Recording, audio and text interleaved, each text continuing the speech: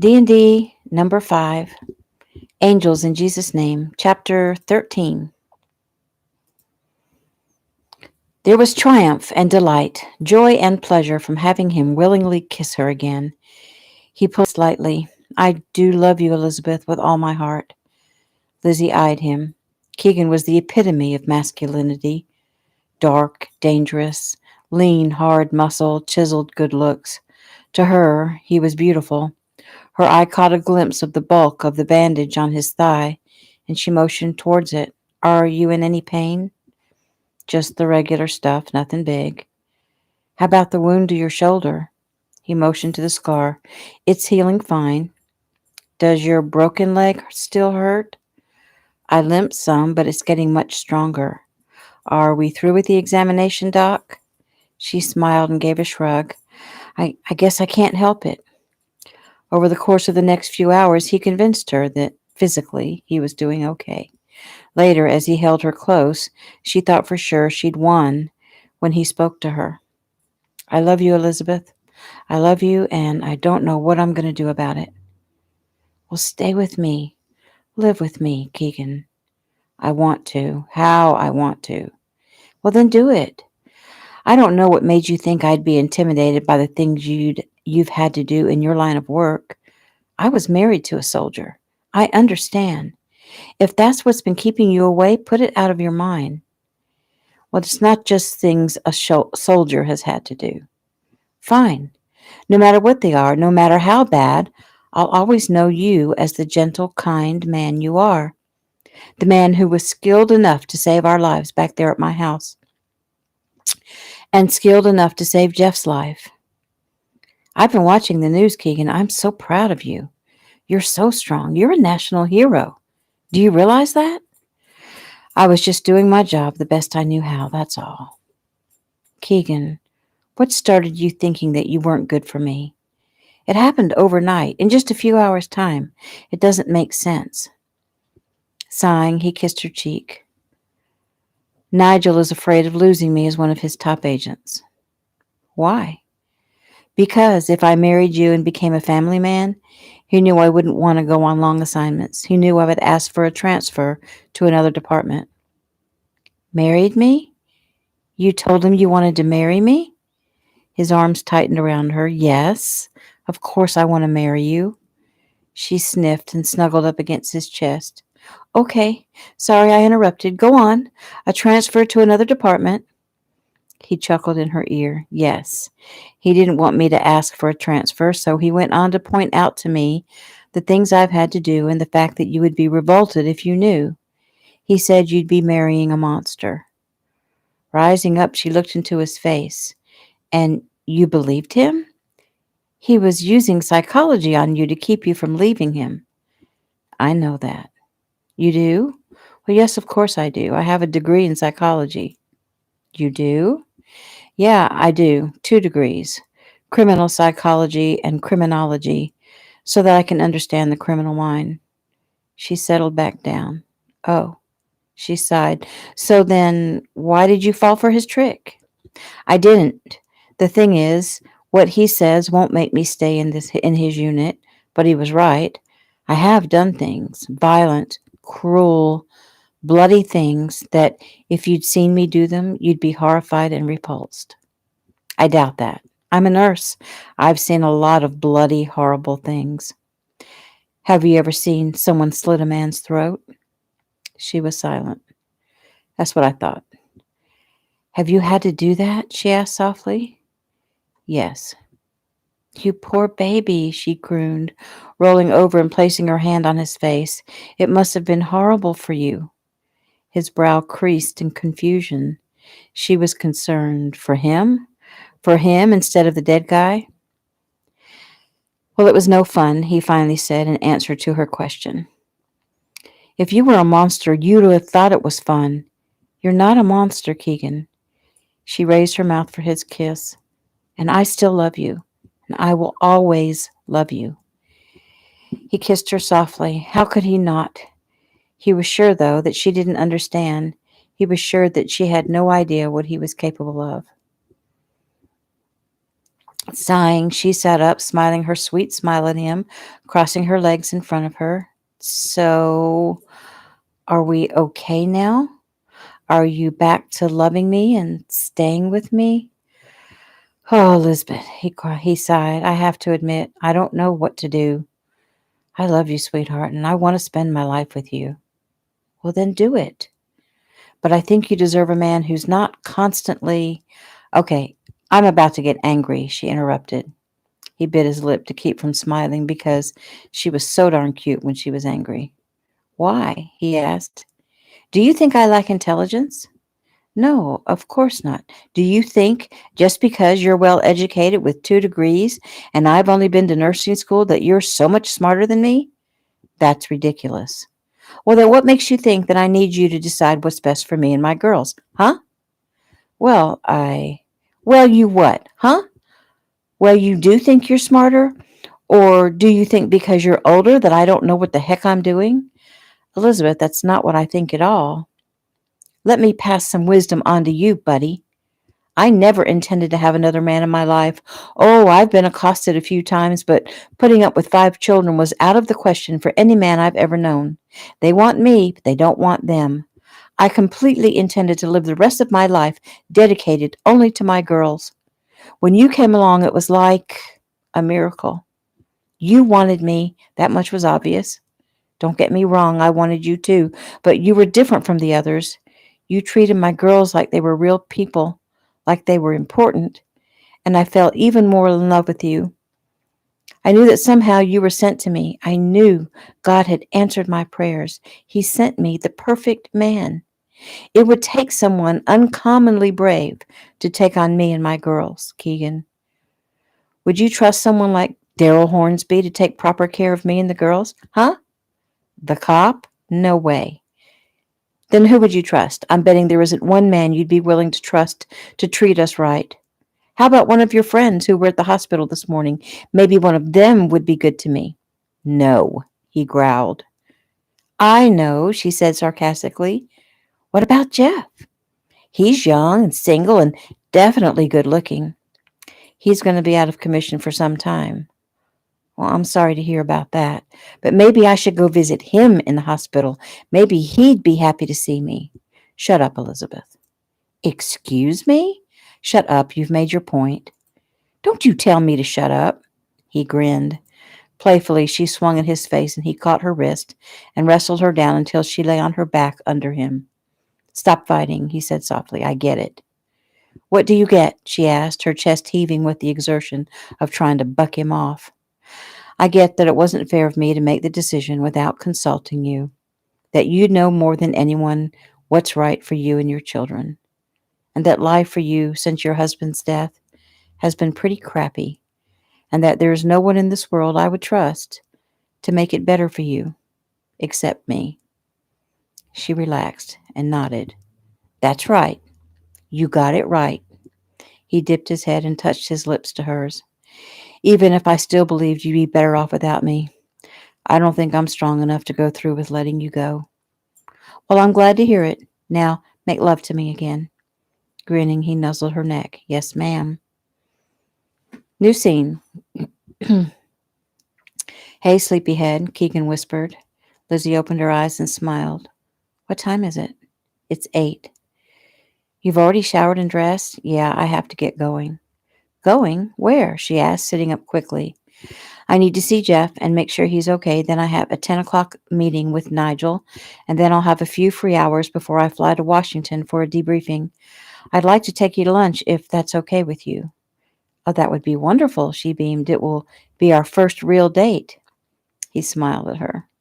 Washington will probably take a few days. After that, barring any new assignments, I'll come to see you and the girls again, if that's okay. Of course it's okay. They miss you.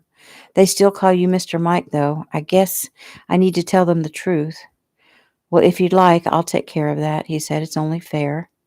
Thank you, she said softly. He sighed. Lizzie, you haven't really said much about what happened back at the house. If you're going to go again into how horrible you are because you killed those guys, please don't. He smiled. No, I was talking about what happened to you. I mean, what they did to you in the bedroom. She looked up at him and shrugged. It wasn't much. The big guy tore my shirt. The little guy said some things that I really don't want to repeat. Things like they were going to do what they were going to do to me and how it was going to feel.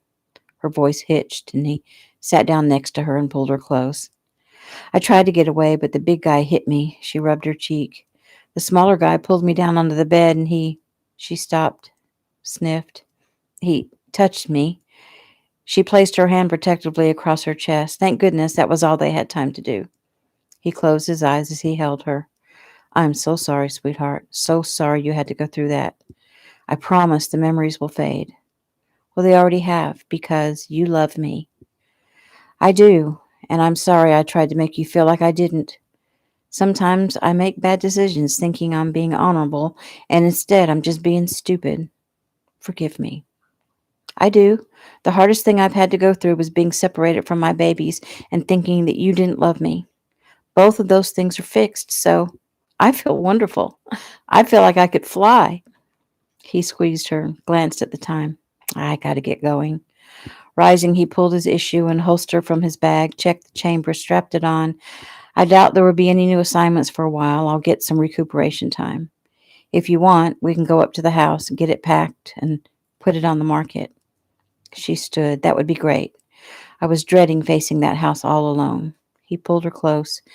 You won't be alone ever again, Elizabeth. Not if I can help it. He kissed her forehead. But I have to go now.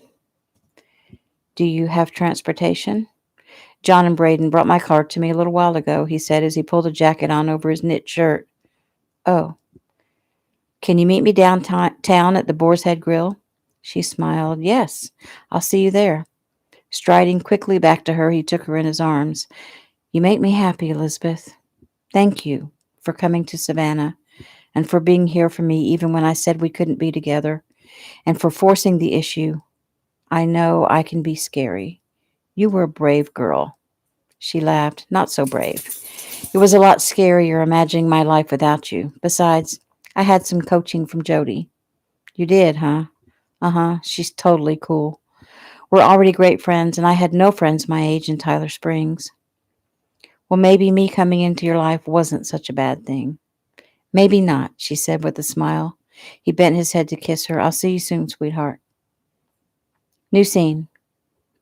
Agent Tanner, can you tell us how you're doing? Keegan's jaw clenched. He'd been trying to get into Jeff's hospital room and was having to battle his way through the media. The woman who'd addressed him actually grabbed his arm. Agent Tanner, please. The country wants to know how their newest hero is doing. I'm not a hero, he clarified. I was doing my job. Now, if you'll excuse me. We noticed you limping. Is that from the gunshot wound in your leg? No, I broke my leg a few months ago in a car accident. That's why I limp. Then you weren't shot? He blew out a breath. Yes, I was shot, but it was just a small wound. I'm okay. He moved away quickly. Agent Tanner, did you know that you personally killed over 20 men 2 days ago in order to rescue your friend? He stopped trying to get through the crowd. He whirled, his eyes narrowing at the woman. I killed terrorists, lady, to rescue an American. I understand some of those deaths were pretty brutal and bloody. He turned away. He knew he wasn't supposed to talk about what happened before he debriefed. How she got those numbers was beyond him. Excuse me, he barked as he pushed his way through into Jeff's room. Closing the door, he leaned his head against it for a moment. Lifting his head, he turned. Jeff was not alone. An attractive blonde woman, maybe late 40s, early 50s, stood by his bed holding his hand. A well-groomed man of the same age sat in the lone chair. Jason Lee, who'd been leaning against the wall, moved forward. Keegan, he said, his hand outstretched. It's good to see you again. Keegan nodded. Mr. Lee. He looked over at Jeff, whose eyes remained closed. How's he doing? He's going to be okay, Jason said softly.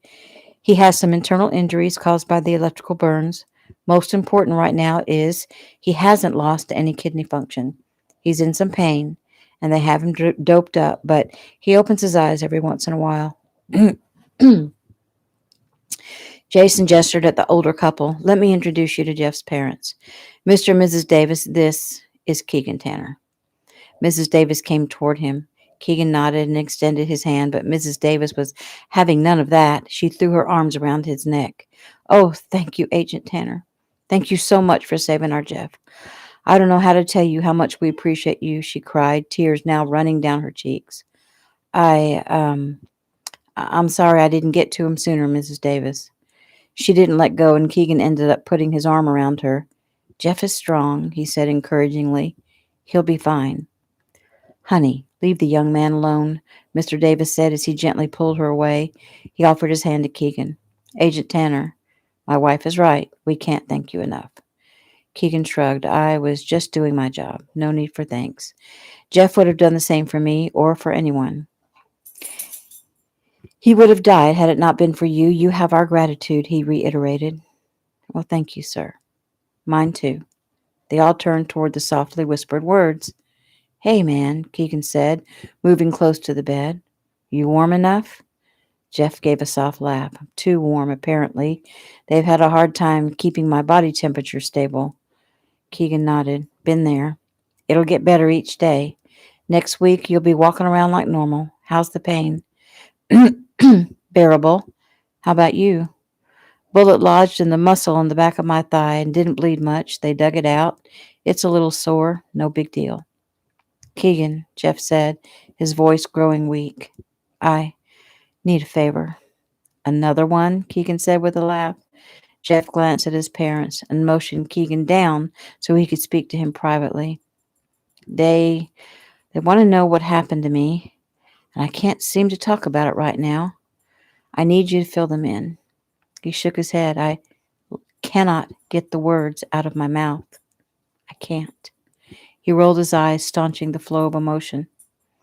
Got it covered, Jeff, Keegan reassured him as he rose back up. You just concentrate on getting better. That includes seeing a shrink. Got it? I'll be okay if I can just get the images out of my mind. Jeff, don't be stubborn. Jeff nodded. Okay, I got it. I'm sure Mr. Lee won't let me get out of it anyway. That's correct, Jason said. So, how's Lizzie? Jeff asked. She's fine, Keegan said, smiling.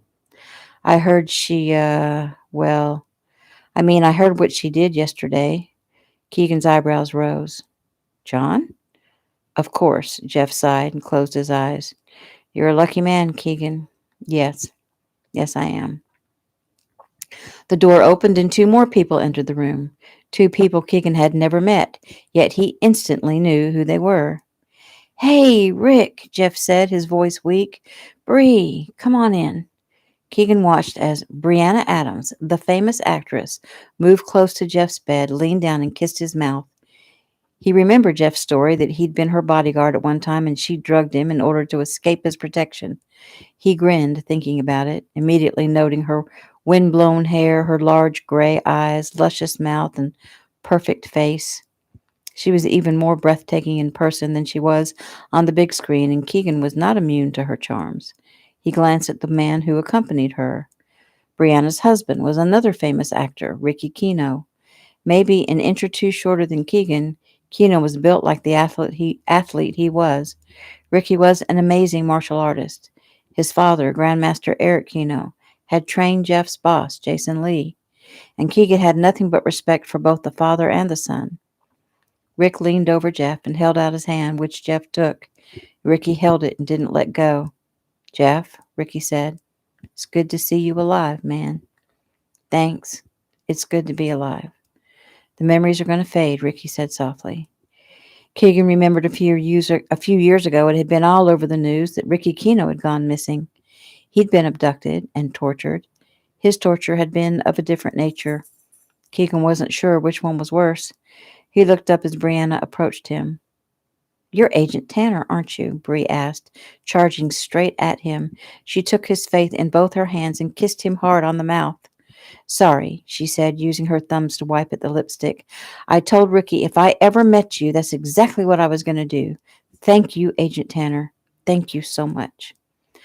Just doing my job, he mumbled. He glanced over at Jason, who was grinning from ear to ear. Ricky approached him then, his hand extended. He nodded at him. Agent Tanner, What you've done and what you've been through over the past few years, the past few months, and especially the past few days is amazing. You have my utmost respect and gratitude. Thank you. The feeling is mutual. Well, I've watched a few of the newscasts where some of the families have been reunited with their children. I don't usually pay attention to what the media is doing, but now that Bree and I have a child of our own, we've not been able to keep from watching the parents being reunited with their kids. I haven't seen the news. Well, it's been quite a spectacle. I'm not just talking about the 5 babies you just rescued. I'm talking about the ones that have been tracked down through the child trafficking ring you busted up. Just last night, there was a special on a 15-year-old girl and a 21-year-old man, both meeting their biological parents for the first time. It was mesmerizing. There was so much pain, Bree put in, time lost, betrayal by the adoptive parents who knew or suspected that they'd obtained their children through suspicious means. And then there's those who had no idea their adopted children were stolen from their parents. There's so much heartache. It's going to take a lot of love to get through all that. Keegan sighed. It almost seems like it would have been better to leave well enough alone. Rick shook his head. No, the truth is always the best. More painful sometimes when faced, but always the best. Bree turned to Jeff's parents. I'm sorry, Mr. and Mrs. Davis. I've been so rude. It's so nice to see you again. She went to greet them and then Jason. And while Bree monopolized Jeff and his parents and Jason, Ricky spoke quietly to Keegan. Listen, Agent Tanner. Call me Keegan, please. Rick nodded. Keegan. I've dealt with the media for most of my life, and I don't let what they say get to me. I'm giving you the same advice. Do your best to ignore them or to use them, but don't ever trust them. Keegan's brow creased. I'm not sure I understand. Rick sighed. Well, for 2 days now, you've been touted as a hero. Well, believe me when I say I'm not caught up in that, Keegan said. Oh, no, I can see the kind of man you are, and I'm not talking about that. You are a hero in my book, and it wouldn't bother me a bit if you thought of yourself as one. No, what I'm referring to is a report I heard just before I walked into this room. What report? A woman reporter was speaking of what kind of man it would take to kill more than 20 men in order to get to one. Keegan sighed. The public is fickle, Ricky warned. I foresee this going in another direction, and it could get nasty. There are always some who look for the negative side of everything. It's what sells. This woman has zeroed in on something she thinks the bleeding hearts are going to be outraged over, and she could be right. I killed terrorists, damn it. Men who wouldn't think twice before killing American men, women, or children in their own beds. Oh, you don't have to defend yourself to me, Keegan. As I said, you have my respect. I'm just warning you, this could get rough for you. And I'll be happy to do anything in my power to help. Any friend of Jeff's is a friend of mine. Keegan looked into the man's eyes. This guy was no mere actor. Power emanated from him, and confidence and wisdom, even though he was only a year or two older. Now Keegan was beginning to understand John's admiration and respect for him and his father. Keegan nodded. I appreciate your input. So tell me, Ricky Kino, where do you get your strength? I understand your father is a grand master. Ricky nodded. He is, and he's taught me everything I know, but he'll tell you the same thing I'll tell you. We get our strength from God. He's our source for everything. He's real, Keegan. He'll speak to you if you give him your time. Keegan nodded thoughtfully. Elizabeth, my hopefully soon to be fiance, she is very, I don't know what you call it, very faithful, I guess.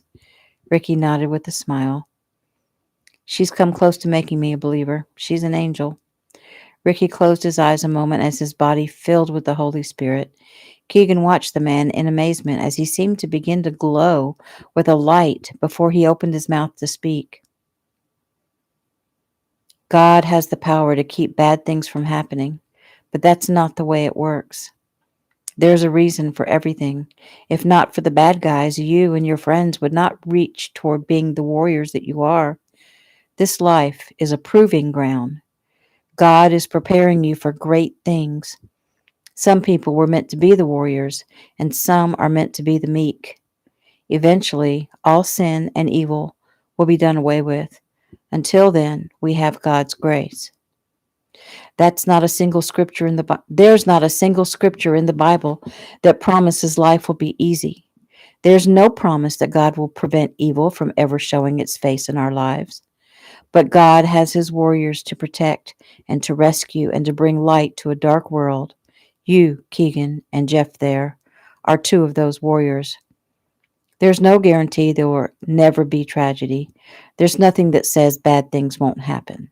There is, however, a promise that God will never leave us nor forsake us, that he will be with us even when bad things are happening, that he will love us unconditionally. He was working through you, Keegan, as you worked to help those children and as you worked to rescue Jeff. God is with us. He is real. I'm sorry. I don't make it a habit of preaching, but the Spirit moved upon me and I felt led to open my mouth. Keegan couldn't say a thing, for his eyes were filled with tears, and his heart was filled with love and compassion and the Spirit of God. Ricky smiled and put his hand on Keegan's shoulder. You got this. Keegan nodded. Thanks, man. It's such a coincidence that what you just said, it like answered so many questions I've ever had about God. Ricky grinned. There are no such things as coincidences. Keegan nodded. His heart was full. So, he began, switching his focus. Doesn't the Keno Challenge usually take place about this time? Yeah, in a few weeks. I had to take a few days off training for Bree. Hopefully it won't be noticeable. Keegan smiled. Good luck with that. Rick shook his hand, then turned away to visit with Jeff. Jason moved back to speak with Keegan. I'd like to meet with you when you have time, go over some details. Keegan nodded and sighed. Another debriefing. I have to meet with Nigel at 10 this morning, he said, glancing at his watch. I'm having lunch with Elizabeth at 1. I have a 4 o'clock flight to D.C. for a 6 a.m. debriefing, depending on how long Nigel keeps me. I can work you in before lunch, but the lunch date is important, and I don't really want to break it, if at all possible. Jason smiled. Relax. I can wait. And you deserve some personal time. I believe you've earned it. I'll just fill you in on part of what I wanted to speak with you about now, so that you'll have time to think about it. He ushered Keegan back to the farthest corner of the room. I don't play games, Keegan, so I'll get straight to the point. I want you to work for me. I have divisions of Ameritech all over the world and several right here in the U.S., but I've yet to establish a southeastern division: Georgia, Carolinas, Tennessee, Alabama, Florida. I figure an office in Atlanta would be a good central location. I need someone that knows the field, someone that understands the needs of the agents and wouldn't be afraid to join them if necessary. There's a lot more to it than that, but that's the gist of it. You think about it while you're sorting through the red tape bull that's getting ready to hit.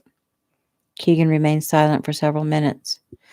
I'm not a great organizer, he finally said. Well, that's why we have assistants and secretaries. Pay? Yours will more than double. I think you'll find me more than fair. Job security? Ameritech is a multi-billion-dollar international company. We're also a young company, only 10 years behind us so far. In that time, we've become well respected. We're known for the quality of our agents and their training. We're known for our use of the most advanced technology there is. We spare no expense, and those who use us pay dearly for what they get. That reminds me about your bill. It's been paid in full. By whom? Jason nodded at Ricky. By your newest fan. Keegan shook his head and started toward Ricky, but Jason held him back. Don't let pride get in your way. Your bill was a drop in the bucket for him, and he felt the need to do something. Would you rob him of that blessing? What kind of question is that? I'm just saying that there was no ulterior motives. You don't owe him anything. He feels the need to show the gratitude of the country. He seems to be a good guy, Keegan admitted. Jason nodded. He is. Rick, his father, my brother, they're the best people I know, and my wife, Angel, and Shelley. Shelley? Eric's wife. Bree's mom. She's an amazing woman. Oh, yeah, the Mart champion, like 10 years ago or so. I only remember thinking she was a fine, I mean, a good-looking woman. Jason laughed. She was, both, and still is. So anyway, accept Rick's gift. The bill was stiff, and you're going to need the money if your lunch goes as planned. Excuse me? Aren't you planning on asking Elizabeth to marry you? What makes you think that? Well, you're not the kind of man who would put off business for a mere lunch date. You said yourself you'd rather not miss it. I can put two and two together. You're a scary man, Jason Lee. He shrugged. So some have discovered, just as some have discovered the same about you.